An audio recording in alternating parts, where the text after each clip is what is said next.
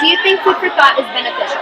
Yeah, I really do think food for thought is extremely beneficial. Sion we're like the #1 provider for Redemptorists and all of their food, and we really do make a difference in the Kansas City area. What Redemptorist does is so good.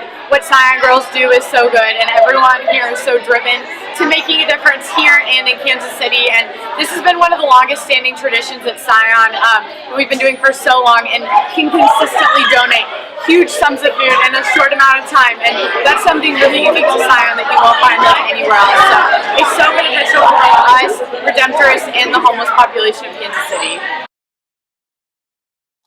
I think it's really important since like the fact that Sion is an all-girls school and that we're supporting like other women and supplying them with like the supplies and like the basic needs that they need for everyday life that we always take for, well, not always, but that we like often take for granted. And so just be able to have like that sense of service through something that we all like know what it's like to be a woman, know what it's like to need things and to need like basic necessities that we need for like everyday life. So that's just important, and it's a good form of service to give back. The whole point of the assembly was to make it known that this was going on, and just like this is like our starting point basically to move forward from this and actually kind of like bring us all closer as Sion sisters, because a lot of us really didn't know like how bad it was. Like, we know what's going on, but we don't know like how bad it actually is, and like how a lot of people are affected by like some of our jokes or like some of the comments that we make. So it was just making like the point that a change has to be made, and that it's just, this is our starting point, and like we just want to all move forward from this with like a positive attitude. Why are you having breakfast this morning? Well, Spanish Club is holding a breakfast because we're raising money for a girl we sponsor from Ecuador. Her name's Noelia, and she's in grade school. And the money, all the proceeds that we collect today are going to go towards her education, the supplies she needs for it, and because like her family can't provide enough for her. So we've taken on the responsibility as a club and as a school to like come together and just be able to provide for her, because that's just something that everybody needs. How long have you been sponsoring her? Well, we've been sponsoring her for about 3 years. I want to say we started my freshman year, but we could have started before that. I'm not quite sure, but like this year I'm like co-vice president with Maya, and we like made it a priority to like make sure we raise enough money for her. So I feel like we've emphasized this like her aspect of service, especially this year.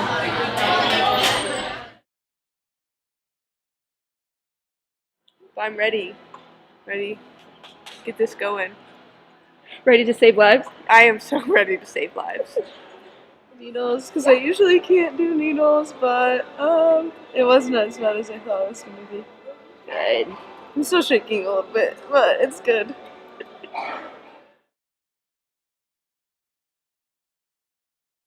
We went to the orphanage, and when we got there, all the kids came to us, so we played with the kids for a bit, and then after a while, Seabroad, she left with a couple of the girls to get food for their meals, so we provided them with a more nutritious, bigger meal for that day.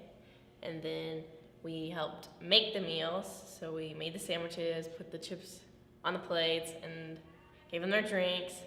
And then after they ate their meals, we cleaned the tables and cleaned the whole kitchen area, and then we played with them for a little more.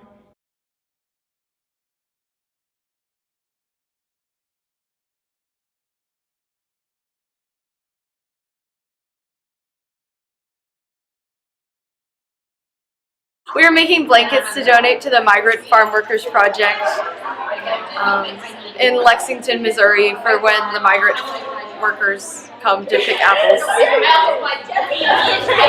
Cut a piece, and we said a prayer for each piece, and then we all just tied them together. Yeah. And there's this beautiful reversible blanket.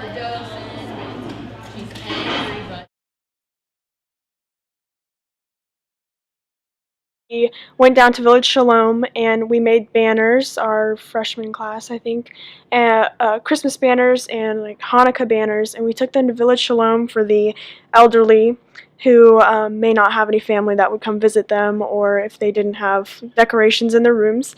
And we just went to each room and to each part and met some of the people there, and we introduced ourselves and where we went to school, and we got to talk to some of them, and we gave them some candy canes or chocolate coins with the banners, and they seemed to like them a lot.